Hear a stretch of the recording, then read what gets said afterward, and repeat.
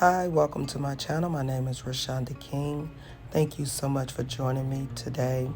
This is part 2 from the previous video that I created with this design. I actually made this with a student, and this is not the same backdrop. It's a little bit different. If you notice, I have the crystal curtains in the second layer. The second layer has the crystal curtains. So I'm just going to show you how me and my student put this together.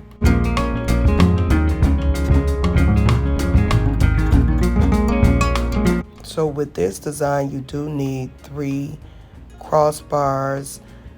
Everything is just about the same. The only difference with the way I did it with my student is that we added the crystal curtains to the second layer.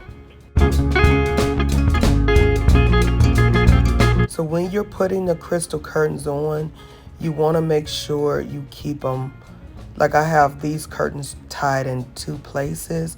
You don't want to untie them right away. So I'm showing her how to do the chandelier. Then I tied it first, and then I loosened it, and then I gave her a chance to tie it up and put it in. So now we're threading the light through. So even though with the crystal chandelier, you are going to have to buy this separate plug for your light.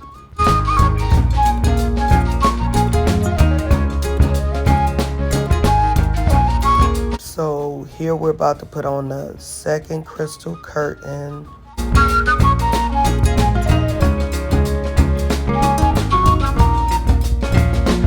So we will take off untie one of the pieces like towards the top, because when you lift it up you won't be able to reach and undo those pieces, but we still kept one of the lower we still kept it tied towards the bottom of the curtains.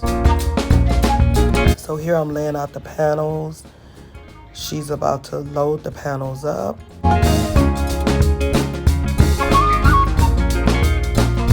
So we kept the colors the same from the mock-up that I did in the last design.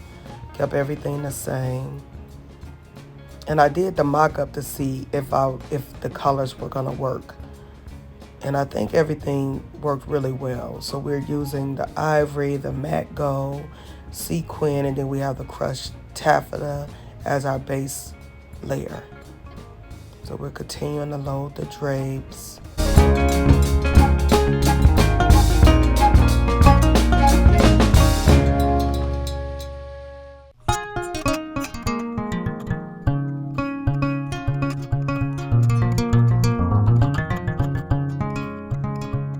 So first you want to just see, okay, well, how much of this color do I want to show? How much of that color?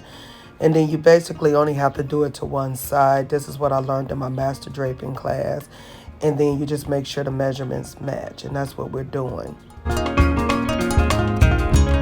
So now we're getting ready to do the pole covers.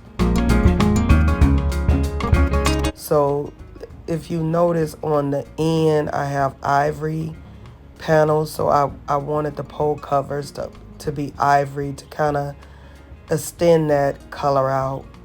So I already modeled for her how to pleat the sequin gold. So then she did the other side. So this is our second session, and she really did like everything just was a lot easier for her. We're concerned about how this fabric keep curling. So that's why in the description I suggest one from CB Linen.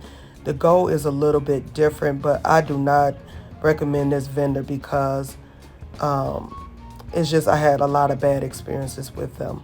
So again, this is how it turned out. We basically kept the design the same way. She did over 60% of this by herself. So please let me know in the description, how did she do?